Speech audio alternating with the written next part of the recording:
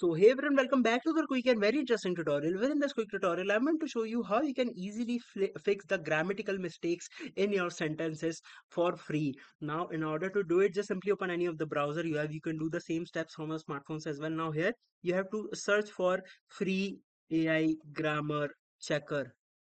Now, once you do it, just simply scroll down until you see this website, that is Quillbot free AI grammar checker with no sign up required. Just simply go to the site and paste your text, whatever text that you want to fix grammatically.